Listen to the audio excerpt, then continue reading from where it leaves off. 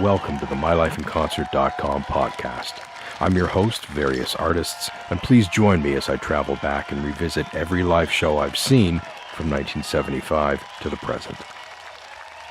In February 2020, Caribou returned with his first new album after an absence of 6 years. It was released to universal critical acclaim and commercial success, and an extensive world tour was planned.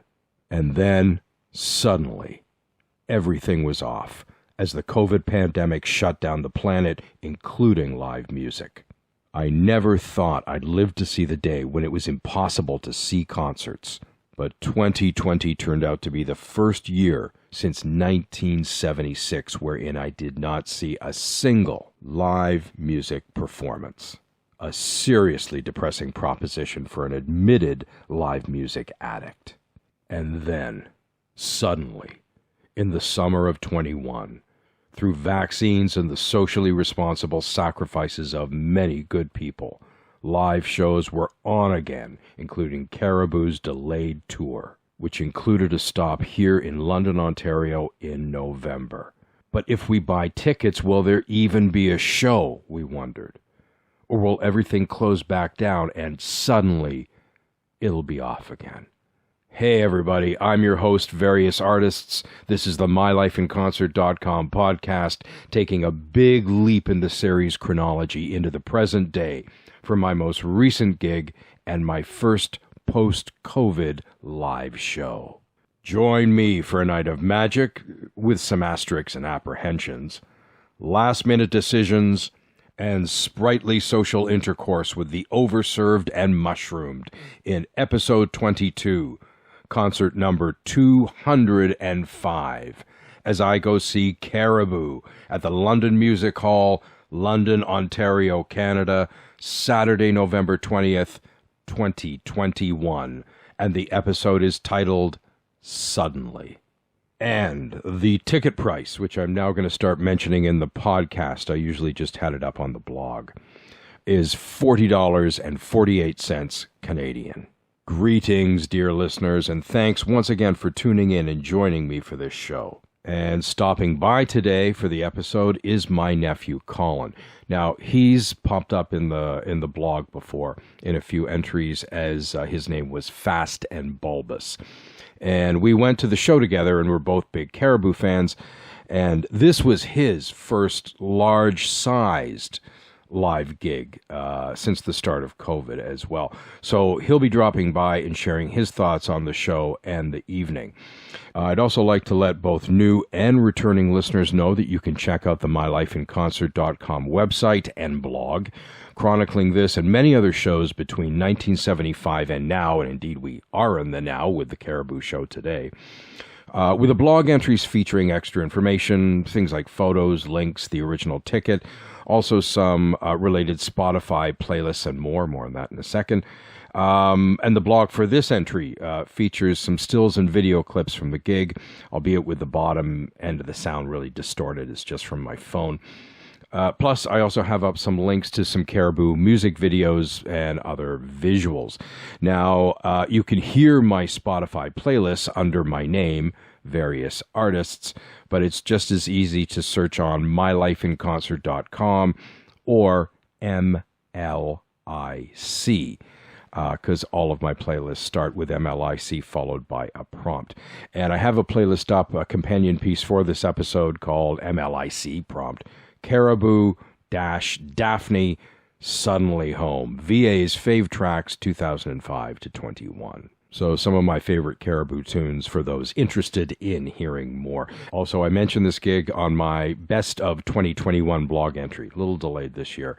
But my blog entry for my favorites, music and what music, albums, singles, all sorts of media from the last year. A lot of older albums and box sets too that came out. So, and this is my gig of the year for that. Also, I've got a nifty little graphic up from using an old record club ad from about 1960. So anyway, so that's up there as well. Once again, please like, follow, and subscribe on our Facebook and Instagram pages, as well as our YouTube channel, which features not only the podcasts, but live footage from shows that Covelet or I have shot along the way, with vintage videos. And in the next week or two, we're committed to hooking up my old VCR. And when we do that, I'm finally going to have a lot of old clips that I'm putting up because I have videos from the 80s that I've taped. And also remember to hit that notification bell for new episodes. And so now, back to the show.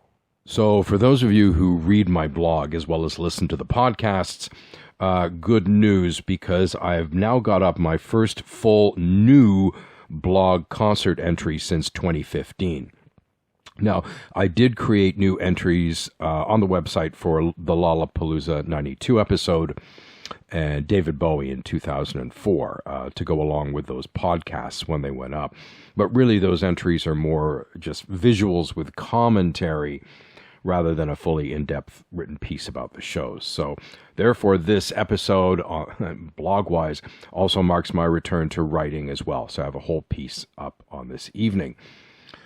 I also want to do this episode, as well as a blog entry, also as a memento chronicling some of my own experiences from this time of the historic COVID global pandemic. But I'm primarily doing this podcast to leap into the future to finish what I started when I began podcasting. Now, when I relaunched the mylifeinconcert.com blog in February 2020, it was as a podcast-focused initiative. And I wanted to start the series by highlighting my life as a concert goer over the 5 decades I had been concert going. I figured that by the time I got to what would have been episode 7 and the start of decade number 6, the 2020s, I would have a show to write about. And I was indeed slated to see ex-Can frontman Damo Suzuki at the very sadly now closed Call the Office, an institution gone.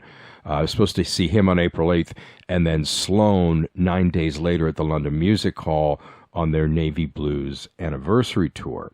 So anyway, in the meantime, I got the One Per Decade series underway with podcasts on my first show and the gig I selected from the 70s on Roxy Music at the London Arena, February 8th, 1975. And that was episode number 2, titled The Thrill of It All.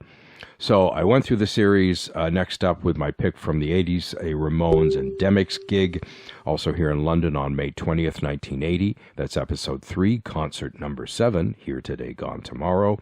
For the 90s, it's Lollapalooza 92 at Molson Park in Barrie, August 5th, 1992, with Ministry, Soundgarden, Pearl Jam, and the Red Hot Chili Peppers, and more. That's episode 4, concert number 76, titled Flower. And then, as I mentioned, David Bowie was my pick for the Naughties at the Corral Center in Ottawa, April 2nd, 2004. That's episode 5, Never Get Old, concert number 104. And finally, Leonard Cohen was my pick for the Tens and at Scotiabank Place, which was the Corral Center with a different name. And now it's Canadian Tire Center. Anyway, in Ottawa. And that's EP6, I'm Your Man, show number 175.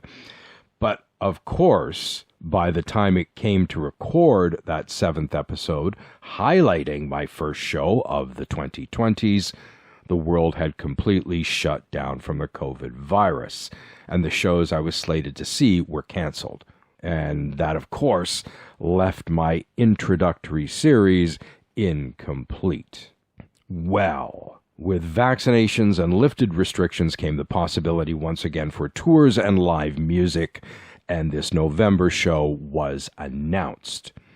And with this Caribou gig in November, which was my first live show since 2019, which was the Psychedelic Furs, I'm now finally able to complete my initial goal. So welcome, dear listeners, to my first show of the 2020s. And very happy that my first show back is Caribou, because he's been one of my favorite artists of the past dozen or so years. And it's someone who's been near the top of my must-see list for a long time. Now, Caribou is the best-known moniker for Dan Snaith, who was born in Dundas, Ontario, Canada, just a couple of hours from here in London. He also lived in London for a period when his father was a mathematics professor up at Western University, my old alma mater as well. So he has that connection to the city, but he's lived in the UK for quite some time now. So, as a daytime mathematician and nighttime drummer and electro guru, he first started performing as Manitoba until threatened with a curmudgeonly lawsuit from the dictator's handsome Dick Manitoba. Now, I first heard Caribou in the mid-noughties when my nephew Colin, who you'll be hearing from shortly, introduced me to him, and we'll be talking about that in Caribou's career and releases and that. So I'll get that interview rolling very shortly. Now, this show was part of the much-delayed tour supporting his 2020 album, Suddenly, which I, along with a lot of others, feel it's a career best for him. Released in February 2020, it was his first album in 6 years and received a rapturous global reception, both critically and commercially. And the thing was, I thought he was done because he hadn't put anything out as Caribou for some time. His 2014 album, Our Love, I wasn't as keen on as some of the others. And I thought this is someone he'd kind of had his time, done his thing, and now kind of was doing something else. And then suddenly he returns with this killer, fascinating album that I was not expecting, and actually I like more than anything else he's ever done. So it's so cool when those kinds of surprises happen. Now, when Cublet and I heard the midsummer announcement about Caribou coming to the London Music Hall in the fall, I immediately knew I wanted to go, and Cublet likes Caribou, but we're like, is the show even going to happen?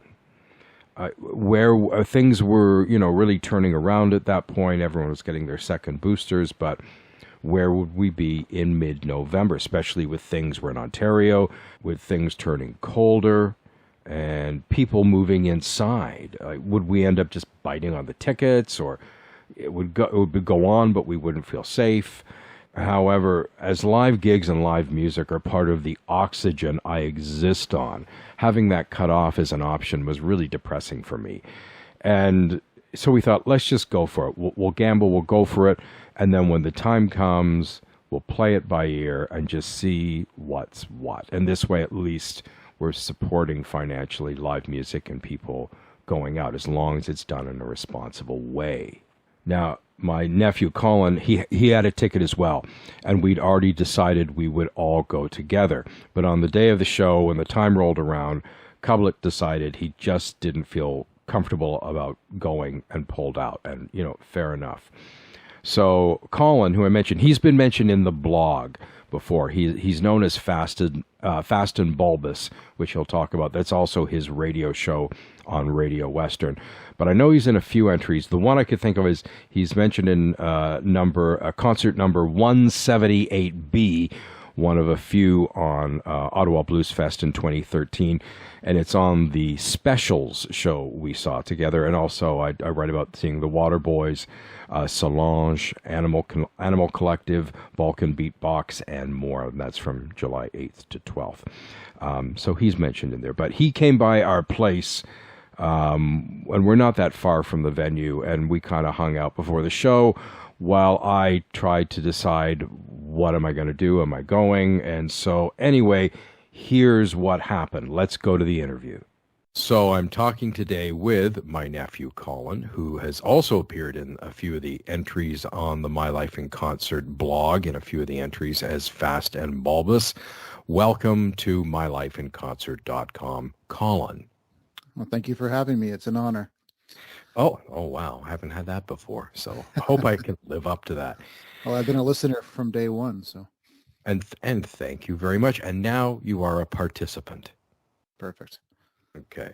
So we're going to talk about the Caribou show that took place at the London Music Hall here in London, Ontario on November 20th, 21 with Caribou, which is one of the many monikers Dan Snaith goes by, but it's his most famous moniker and how most people know him. So there's a number of things to talk about with this show. First, there's the artist and the show, but also this is the first show I saw, and I think this was the first major show you saw after COVID. But first, let's talk a bit about Caribou himself. So how did you come to learn about Caribou? How did you come to know about Caribou and his music? I first heard of him back in 2003, I guess it was, when he was still using the moniker Manitoba. Right. And it was when his album Up in Flames came out. It got a lot of attention. I know Pitchfork gave it a really good review, and it was, I think I saw a bit about him on The Wedge on Much Music, which was that's going back. Yeah, and it was in the kind of later days of that show. It was not long before I think it was taken off the air, and right around the time Much Music transitioned from being a music video channel to like a reality TV channel. Gotcha. But yeah, I remember seeing a bit about him, and I think he was on tour with Fortet at the time, and they played in Toronto, and there was a feature on both of them because they both putting out albums around the same time. But that's when I first heard of him, and I remember I downloaded a couple tracks off of it. That's just back in the days when you were still using things like LimeWire, and it was post Napster, but kind of pre-streaming. So there's a lot of peer-to-peer music sharing services that I downloaded a few tracks off that album and really liked them. But I didn't really fully dive into him until his next album, which is the first one he put out under Caribou, which is The Milk of Human Kindness, I believe, in 2005. And I downloaded that and loved it and played it a whole bunch over that year or two afterwards. So that was my introduction to him, was initially through Up in Flames in 2003, but didn't really fully dive in until the next one in 2005 when he started going under the alias Caribou, because he was threatened with legal action by, I think it was Handsome Dick Manitoba. Dick Manitoba from the Dictators. Yeah. So that's when I first got into him, and I've been following him ever since.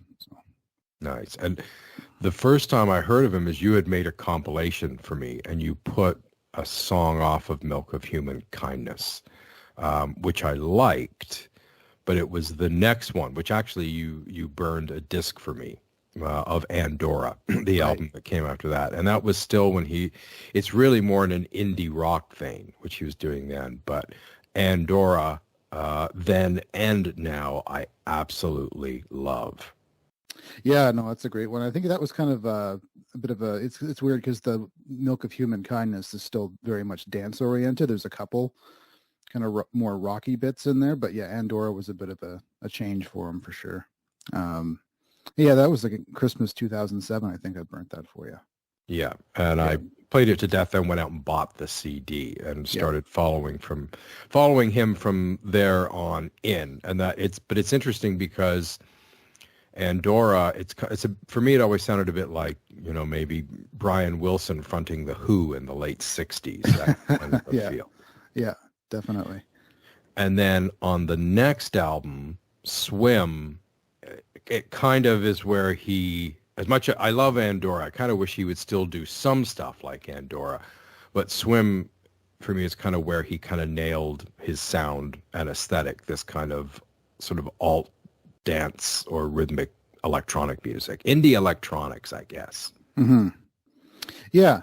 I think ever since that record, he kind of, I don't want to say he hasn't deviated from that sound, but I guess there was a kind of a niche he found on that record that he's stuck with over the subsequent albums he's put out since then. So and then he also has his Daphne persona, which is more straight on dance music. And I loved Andorra, I loved Swim.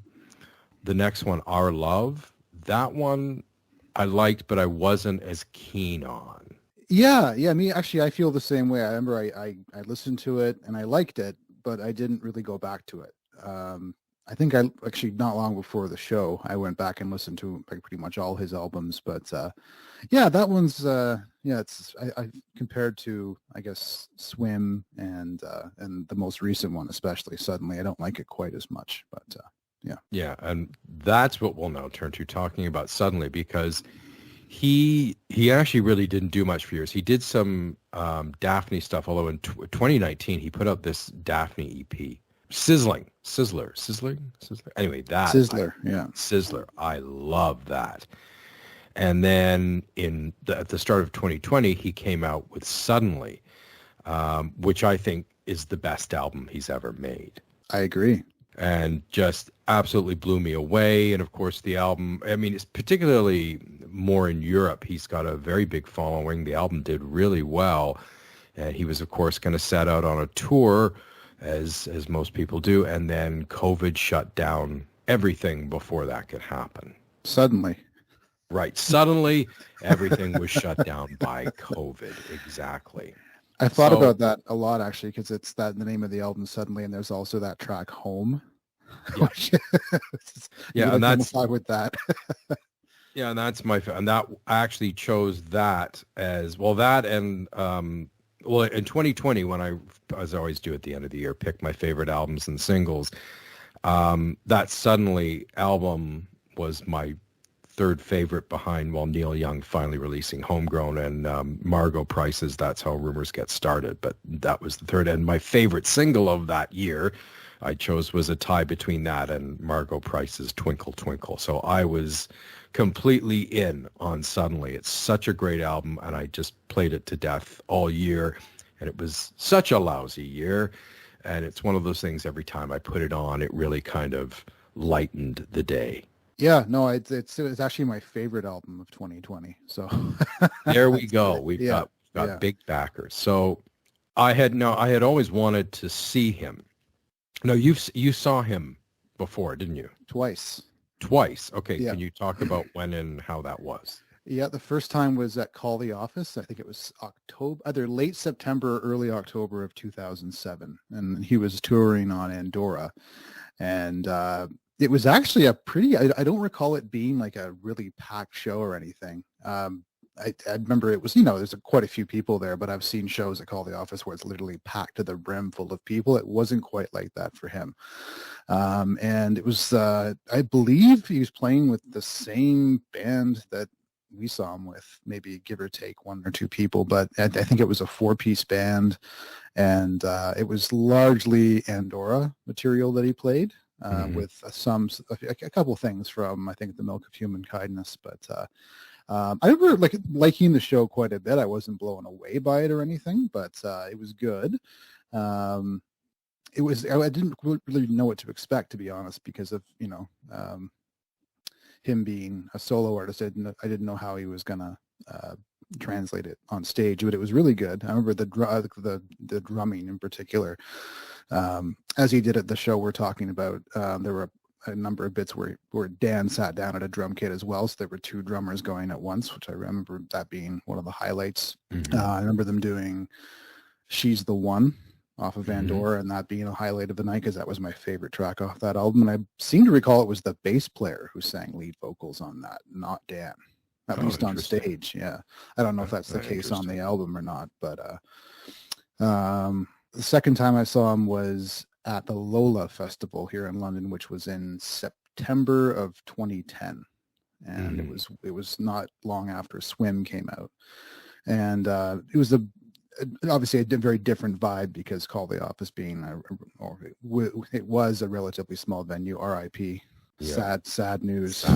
Yeah. Very sad news, and that's been an entertainment venue for decades. Oh yeah. And for me, I mean, like when I moving to London, it was like a second home for a while. I was there a lot. Anyway, so the second show was at Lola, and it was like kind of it's in Victoria Park at the band shell there, and it was a much larger audience, and it was outdoors. It was, I seem to recall it was just as the sun was going down, so it was probably, with it being September, around like 8:30 or something like that. I recall not liking this one quite as much as the Call the Office show, just because it wasn't quite as intimate. Mm-hmm. But it was still a good performance, and I think it was maybe 45 minutes long as well, so it wasn't quite as long, being a festival show. And for those who don't know, Lola was a festival that happened annually in London from 2006 until actually, I think this was the last one, actually, 2010. And it was always a mix of some better known artists, either from Canada, largely Canadian artists, but also there's a couple others as well from the States and Europe, and then it was kind of a mix of that and a lot of local artists as well. But it was after Swim again, so there was a lot of material from that album. I recall he did quite a bit for Mandora as well on that one, and I think it was the same band that he played with that called The Office. So Yeah, I think when I was reading some interviews with him for this tour, for this show, he was saying he's been playing with the same musicians for over a decade, which really showed at the gig, which we'll get to in a minute. But yeah, he's been playing with the same people. Yeah. I think there might have been maybe a slight personnel change between the 2007 show and this one, but a very similar setup. Now he came through London a couple of times then, and this time because he actually has a connection to London. He did live here while his father was a mathematics prof at Western, I believe. So he has connections here. Now in Ottawa, where I was living for 20 years, he came through. It was the Swim tour, so it was late 2010, it was around 2010 on that tour. And he came through Ottawa, and it was like a work night in the middle of the week, and no one I knew wanted to go. And so I thought, okay, well, I'm going to have to miss this show. I'll catch him next time. And also in Ottawa, we had the big three festivals. And at that point, Blues Fest, which for those of you outside of Ottawa, it's called Blues Fest. It started as a blues festival, but it ceased being so years ago. It's every type of music in the world, and it's a huge 2-week festival.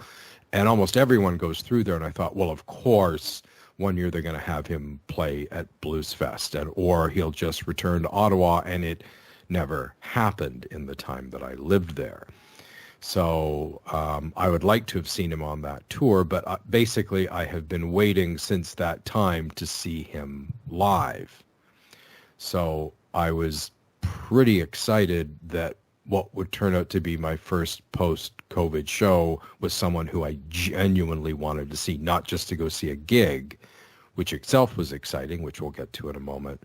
But this is someone I'd really been wanting to see live. And every time I'd ever read a review about him and his band live, it was always a rave. And I know you had mentioned how good they were, so it's like, I want to see Caribou. Mm-hmm. So let's now talk about this being, well, this was my first gig post-COVID, and this was your first major gig. Now, the last show I saw was actually at the London Music Hall, where we saw Caribou. Mm-hmm. And that was seeing the Psychedelic Furs in the summer of 2019, who were fantastic, I must say, way better than I was even expecting.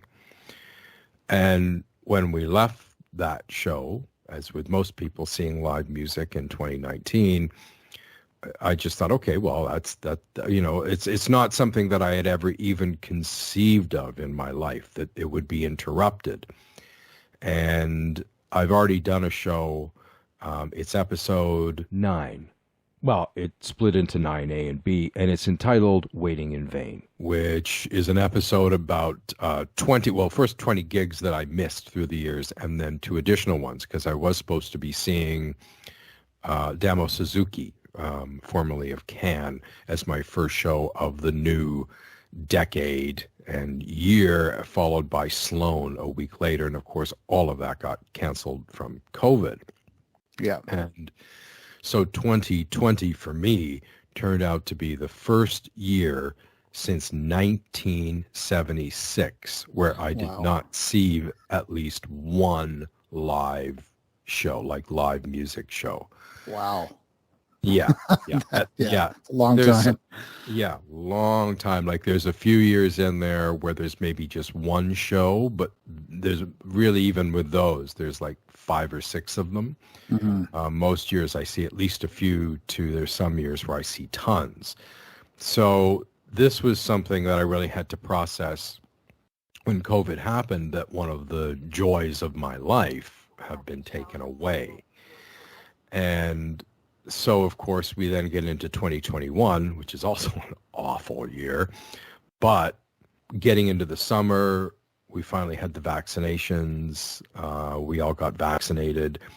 And bit by bit, things started opening up. We had our first vaccine early in the year, and then the second one in the summer. So there's been this window here in Ontario sort of midsummer through to just really a few weeks ago, where things were much more opened up. And the show got announced in the middle of the summer, and Cublet and I were both going to go, and we bought tickets for each of us. And we bought them kind of knowing, well, we don't know what's going to be happening at that time. The tickets weren't too much. We thought, let's give it a gamble. I'd really like to see him. And I'm glad we did. But in the weeks leading up to the show, of course, things started reversing, and we're now seeing the outcomes of that now. Everything is kind of closing down again because of the Omicron strain. But the gig, it actually happened at a good time, but also still things were getting a little bit trickier, seeming a little bit trickier. So this was actually, you'd seen a smaller show a couple of weeks before this, or a month or so before this, or what was the case there? I saw a couple, actually. I saw one in the summer in the parking lot of Odyssey Records in the East End, and then I saw one at 765 Old East Bar and Grill. And that one was because I actually performed at the show. Okay. It's not a gig I would usually go to because it was like a metal gig. I'm not a huge metal guy. So back in July, I saw a gig in the parking lot of Odyssey Records, which is a small independent record store, which if you haven't gone to, I highly recommend it. Well, obviously when things open up a bit more. But yeah, like a lot of local electronic acts, and it was maybe, 50 people in a parking lot. Everyone was masked up, and it was right around the time that a lot of people were getting vaccinated, but that was my first show back after COVID. But this was the first one at a proper venue with, a large crowd and a notable, well-known act, like a touring act. And, the first show like that since 2019. So what have your thoughts been on missing shows, and what was your thought about going into this one? Well, I mean, when you were talking about it being your first gig, or your first year without a show since 1978. I don't think I've had one since I've started to go see concerts. I think I saw my first concert in 1997, I think it was, at Western Fair. Mm-hmm. And I think I've seen at least one show every year since then. And 2020 was not an exception, actually, because I did see, I think, a couple shows early in the year, like like January, February. Right. I honestly can't recall. I know there was one that was like a house show, a basement show here in London. But I think there may have been one or two others I just can't recall at the moment. So, it wasn't a full year without a show, but it was by and large the longest period of time I'd gone without seeing live music since I've started to see live music. So I think it was from like February of 2020 straight through to July of this year. So, over a year and a half, or about a year and a half, I guess. And that's not fun. Not at all. Something that's been a regular thing in my life. And I mean, along with several other things, there was a huge gap there. So I want to kind of talk about our feelings going into the show because, again, Cublet was supposed to come with us, and at the last minute, he just decided he wasn't comfortable with it because the numbers were starting to go up. We were going inside a venue that could have been packed. And as you know, I wanted to go, but I was ambivalent. Right up to the day of the show, I wasn't sure if I was going to go because it's, I mean, myself, for certain health reasons, I didn't even go in a building just because of some bronchial stuff and things like that. If I'd be a prime candidate for going down badly with COVID, and I know people who work in the medical industry who are dealing with this every day, so I hear it right from the front lines. Mm-hmm. And so I was hyper isolating because we didn't want to take any chances. Now, again, from the summer onwards, things changed a fair bit. But by the time the show came around, things were started turning around, and I was really concerned about whether or not this was going to be, the concert was going to be set up in a safe way, and if people were going to be sensible about it. But as it turned out, it kind of worked out well for us. Yeah. I mean, since October, had been, going into bars and venues for the first time since COVID started. I was very much the same way. I avoided those things at all costs, even though there was a brief period of time in 2020 where I think it was in the summer of 2020 where it kind of died down and there were a couple shows in London that I just opted not to go to. I just thought, no, not worth the risk. Well, there was no vaccines then. Right, exactly. That's and that was the difference for me. It was being vaccinated and also the vaccine pass, like, actually venues requiring proof of vaccination to get inside. That's really what changed things for me. So, yeah, I mean, I having been to a couple shows and, been inside a couple bars and that type of thing leading up to this show, I don't think I was quite as concerned and nervous about it as you were, but obviously I wanted to be careful. And, I noticed once we actually got in there, there were a couple people walking around with their masks down around their chin or whatever. But I think we made a good choice sticking to the back of the venue or closer to the back of the venue, still having a good vantage point. Yes. Yeah. It's actually because also too the London Music Hall is such an amazing venue. I'm so glad. It's one of my favorite things about London. It's a great venue. I wish more acts would come that I want to see there.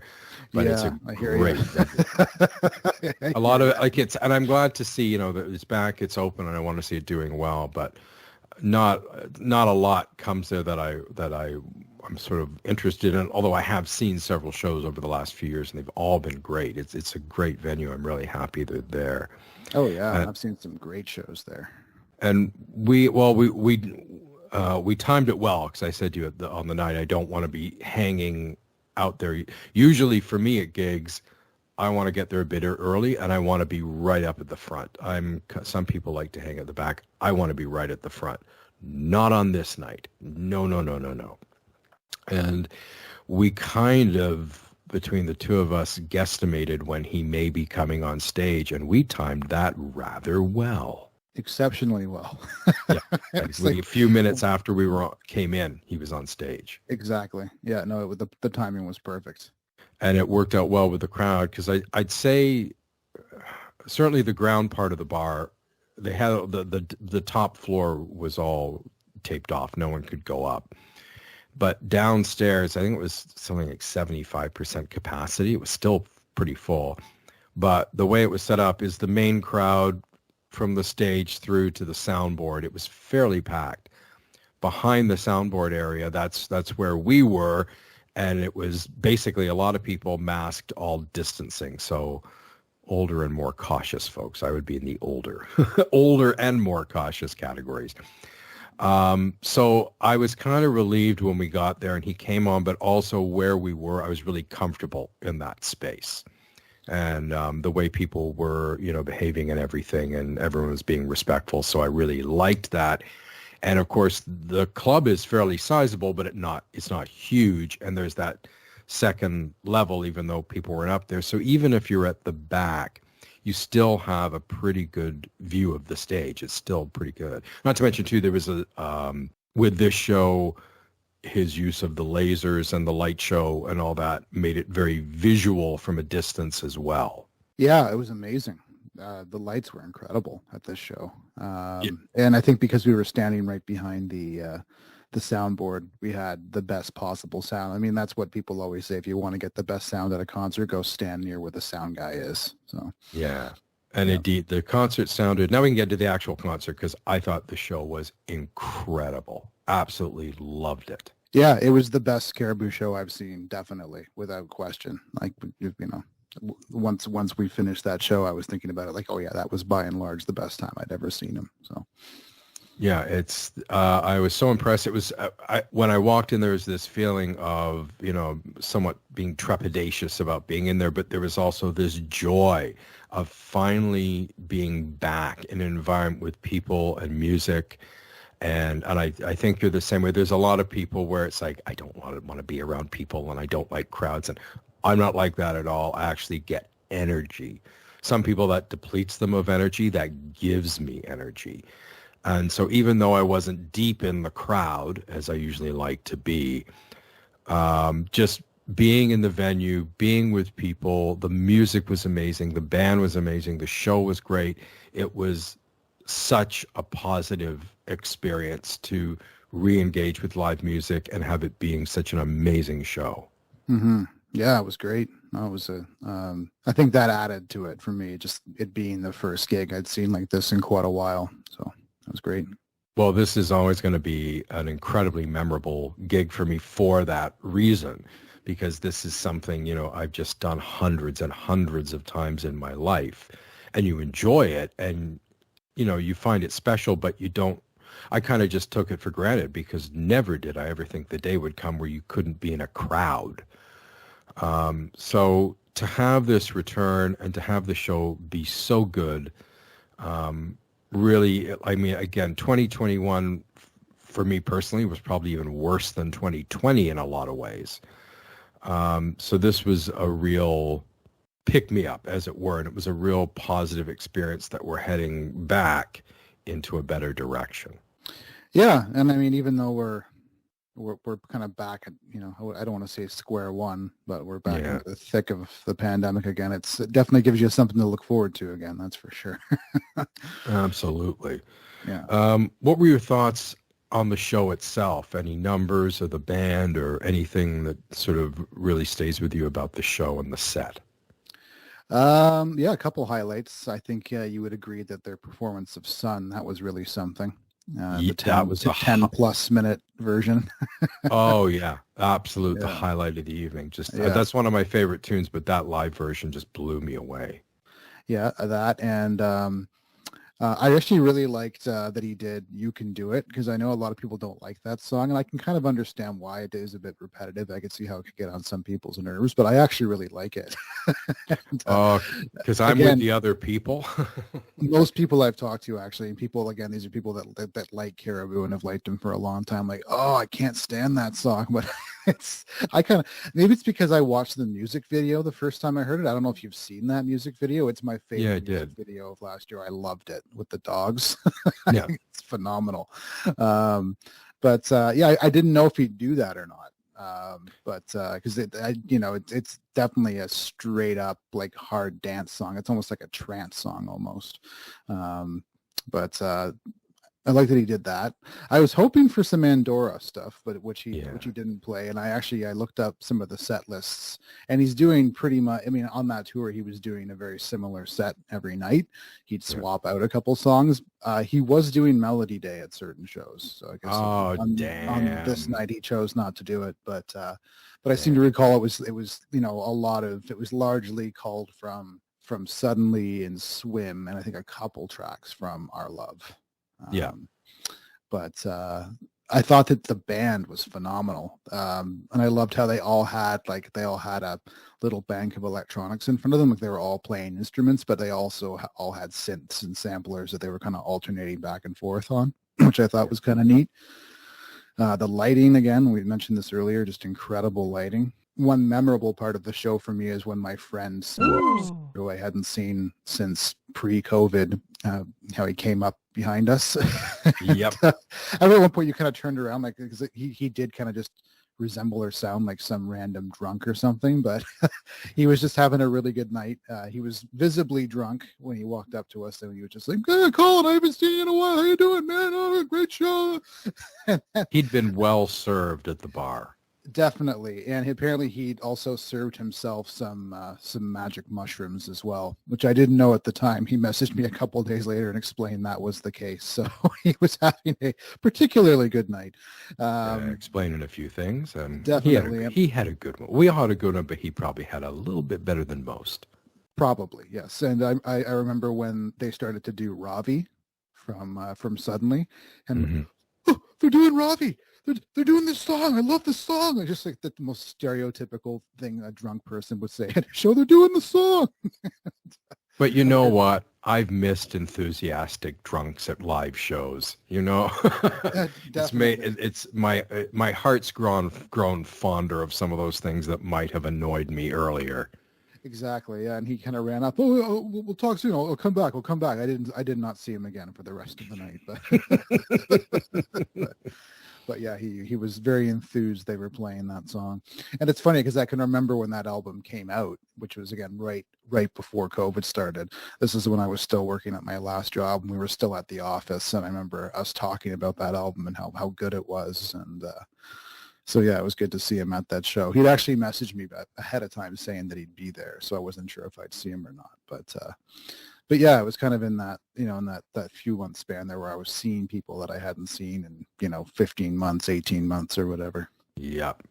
Yeah. That was the same thing for myself, finally getting to connect with people where we'd just been sort of on Zoom chats and stuff like that. So that, for me, that's the best part of 2021, is that the late summer and fall was a time where I could do social stuff. And you, like me, we're both very social people. So when that's taken out of our lives, that's a huge chunk that goes missing. Yep, and it looks like we're right on the precipice, or right on the cusp of another period of time where we're going to be spending a lot of time at home. Hopefully not, a year and a half or whatever. Yeah, and admittedly, if it has to happen at some point in time, the dead of winter would be the time for it to happen. Yes, I agree. The show for myself, as you mentioned, Sun was the highlight. Just an amazing a version of Sun, this extended version. You can do it. Admittedly, I am one of the people. I love Caribou. Again, Suddenly is one of my favorite albums the last years. I don't like You Can Do It, but I really enjoyed it live. It worked better in that, the way he was doing it, and in that forum with an audience. And so that I really liked. I also liked the very last track, the encore, Can't Do Without You. I thought that was really good. And he did Home. There just was not one bad moment of the evening. And one of the things I'd like to come back to that you mentioned earlier is the drumming. I kind of forgot that Dan Snaith is a drummer, because I know he has all the keyboards and that, but I think he's a drummer as well. So there's so many songs on the night where he sat down at the drums with the other drummer, and you had those two drummers going at it. For me, just the rhythmic interplay was just incredible, and it was one of my favorite things of the evening. The whole band was amazing, because I was wondering how it was going to come across, because from Swim onwards, it's really studio-based music, and that doesn't always work live. Although, and I've said this before in other episodes, it's interesting, because I've seen a number of electronic bass or electronic heavy, sort of like electronics as a heavy part of somebody's sound, and the shows have been amazing. And this would be another version. Mind you, they were playing a lot of, standard instruments with the electronics, as you mentioned. But I was so impressed by the sound of the band. I was thinking, I kind of went online, like, has he ever done a live album? And live albums I can be a little bit iffy on, but I'm thinking this is one person who should release a live album, because the live show is a bit different from what he's putting on record. And there's a different dynamic to the music and the sound. And I really like both. But I love that. I love the two drummers. The other thing, and the light show as well, which we've mentioned. And I'm going to be putting up some videos on our YouTube channel from the show, because I've got some clips and also some images I took at the show. They're going to be on the mylifeinconcert.com blog. But the other thing I like to say is Dan Snaith himself, because this has been such a dark year, and I know his music and I've read interviews with him, but I've never really I don't think I've ever even seen him being interviewed. And he comes on stage, and he's a very sprightly lad. He's got a wee nip of the Richie Cunningham about him. And so there's this kind of, hey, everyone, we're at a show, that kind of vibe. And after a year where seemingly it's a lot of people trying to out-asshole each other, I just really liked his spirit and his energy and this very positive vibe that came from him, because the whole band also seemed like they were having a great time. The crowd was in a state of joy from the music and just to be in a social environment again. But I got that feeling from the band as well. They were just loving being up there and playing. Definitely. He was very warm. And I wonder if the fact that he was playing in London had anything to do with that, because he does, as you mentioned earlier, he does have that connection here. There's like a comfort level and sort of a hominess. But I just found it was a very warm gig in a lot of ways. And the crowd were really into it. It's just, I really have nothing bad to say about the whole evening. No, me neither. It was really good. Yeah. No, it's for a first big gig on that kind of scale. It was great. It was a great first show back, so to speak. Absolutely. And my sort of year-end recap, I chose that as my favorite show of the year because it was the only show I saw this year. But in all honesty, it really doesn't matter. No matter what year I would have seen this show, it would have been one of the best of the year. It really was a 5-star show. Yeah. Oh, yeah. No, I think even if it had been in a year where I'd seen lots of shows, it would be in the top 5 for me for sure. Excellent. Well, that was, again, at least we now have started back. Again, we're in another lockdown period for now, which is important for, people's health and safety. But I'm hoping that once the weather turns nicer again, because we are in southwestern Ontario and we head towards spring, things will open up. Because I know there's a lot of people who had planned tours for 2022. How that happens, whether they happen, how that plays out, that's now a big question.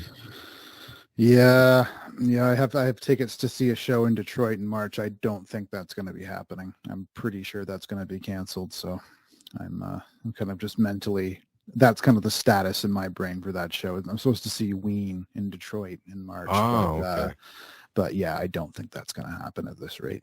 Yeah, I know that the Gang of Four are playing at the Horseshoe in Toronto in March, and they were, of course, the subject of my last episode, their show from 1983 at Wonderland Gardens. And I thought about that, and then I just thought, is this even going to happen, and how are things even going to be playing out at that point? So for now, I'm passing on tickets. But you and I, tentatively, are going to see Pavement at the newly reopened Massey Hall in September. Yes, and I'm assuming that by then things will be, I'm not sure back to normal, but the numbers will be low enough and it'll be under control enough that we'll be able to go to that show safely. So fingers crossed. Yeah. Fingers crossed, because as you know, Pavement were probably my favorite band of the 90s, and I did see them back in the day in 95. But oh man, I would love to see them again. And yeah, I saw them the last time they reunited in 2010 at the Toronto Island Festival. But right. Yeah, would love to see them again. And as I said when I got the tickets, this is kind of full circle because you're the one that introduced them to me many, many years ago.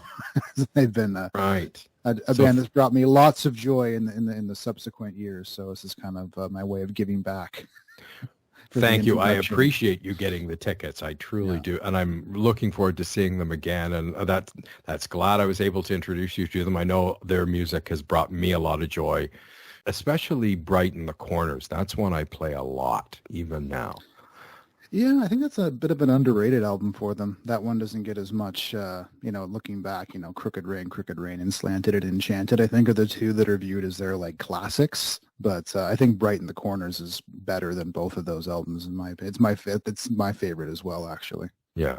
So, and I have seen, I saw Stephen Malkmus on his own, Stephen Malkmus and the Jicks, and I actually have an entry on the blog for that. It's concert number 170, and it's my compilation entry number 7, where I look at concerts including the Malkmus show, and there's some funny pics from the gig there from that one.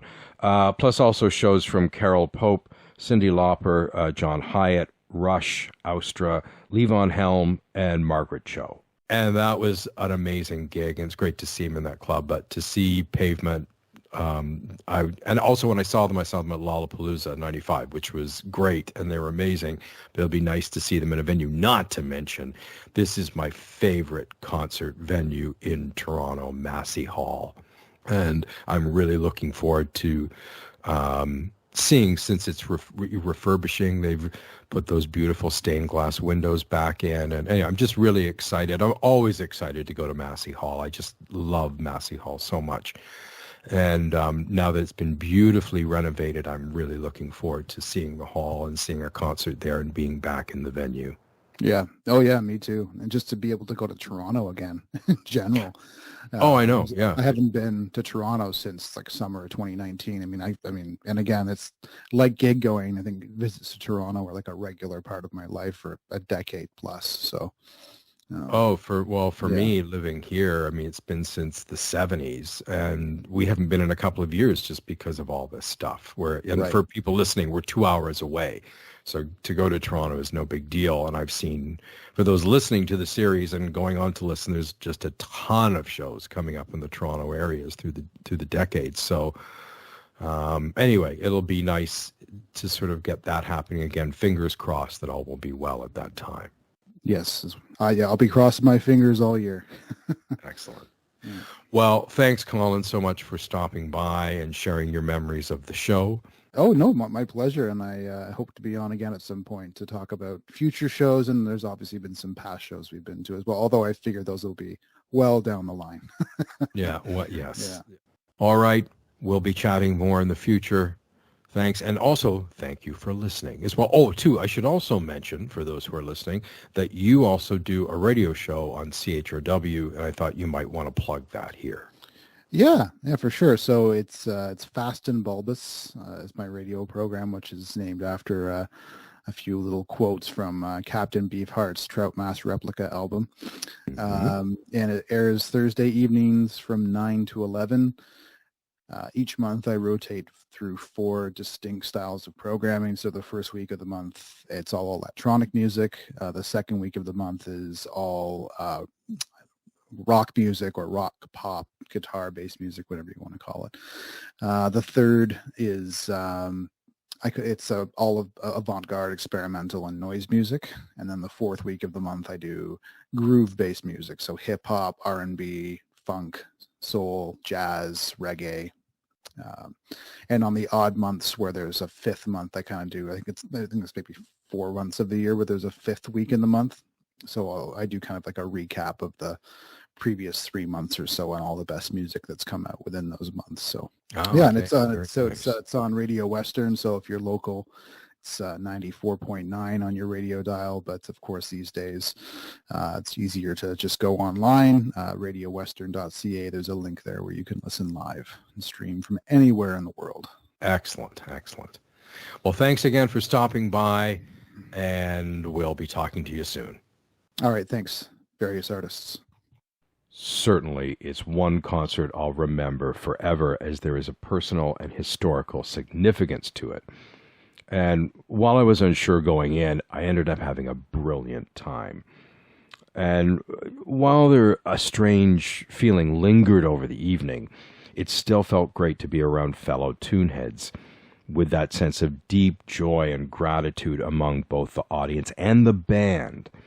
I truly got the sense that Dan Snaith and the band, they were having the time of their lives up on that stage.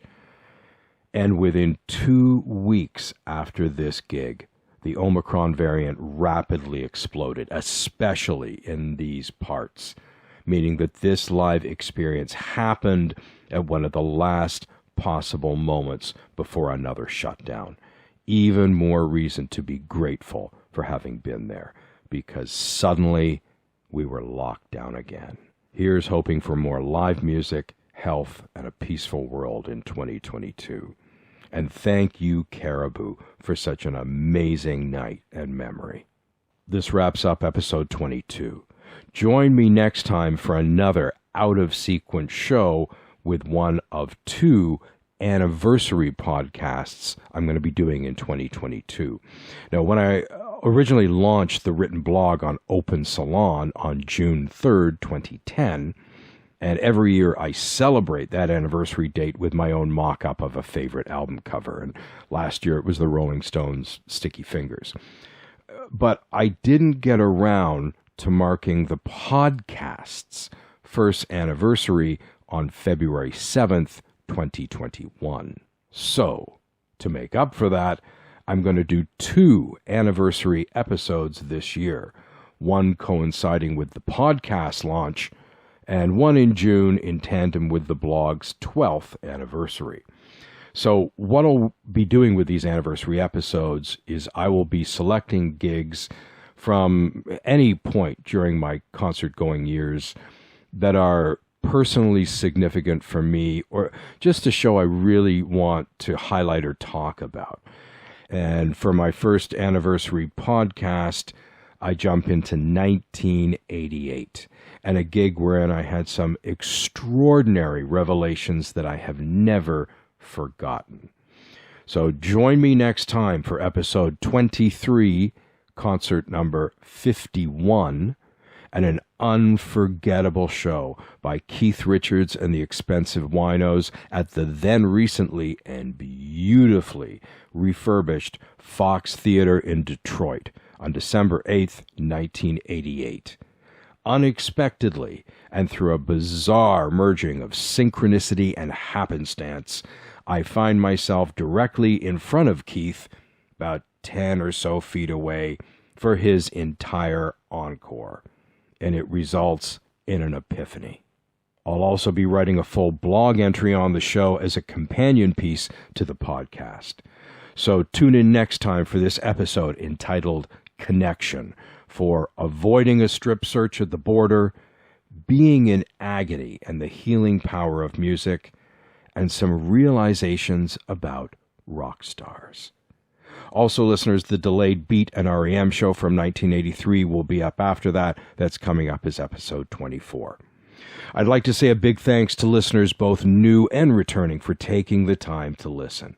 Please remember to check out the mylifeinconcert.com website for the new blog entry for this concert, and also the Spotify playlists I put together as a companion for the episode. Once again, MLIC, prompt, Caribou, Daphne, Suddenly Home, VA's Fave Tracks 2005 to 21. Also remember to like, follow, subscribe, and hit the notification bell where applicable on Facebook, YouTube, and Instagram pages. And please leave your memories of any of the gigs I'm writing about on the platform of your choice. Also, if you've enjoyed the podcast, be sure to tell your Tunehead friends about it. Thanks once again for listening. This is your host, Various Artists, signing off, and we'll meet up at the next concert. See you then and see you there. Bye for now.